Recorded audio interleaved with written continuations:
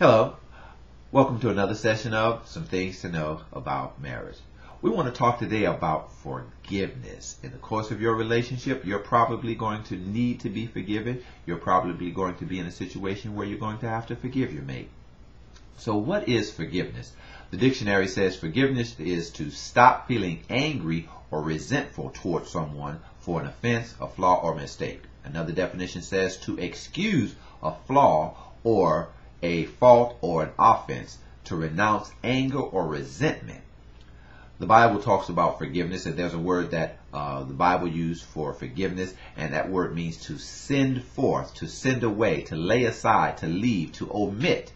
So in other words, both of these books speak of forgiveness as getting rid of or not holding something against someone, to omit payment for something that was done to you. Forgiveness. About 15 years ago, in my marriage, my wife and I were negotiating to buy some property, and I made a decision in that negotiation that turned out to not be a good decision, and that decision cost us $5,000. So at that time, a brother needed to be forgiven. I was doing my best David Ruffin. If I have to beg and plead for your sympathy, I don't mind, because you mean that much to me. Ain't too proud to beg. I was doing my best Lenny Williams. Girl, I love you. My best James Brown. Please, please, please. Everything. While I was down there on my knees, please, please, please. Praying also, because I needed to be forgiven.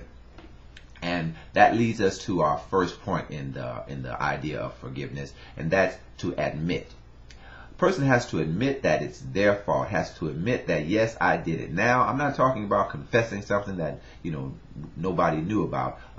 That's between you and your God. What I'm talking about is the fact that when you get to the point of talking about being forgiven, the offense has already been exposed. And so a person needs to say, yes, I did it, because while you're trying to defend yourself or blame somebody else, that opens up the door to a whole nother argument.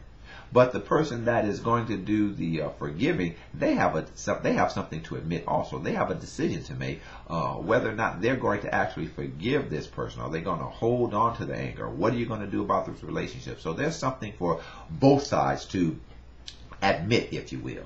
Not only admit, but the next thing is get. And I don't mean get out of the house.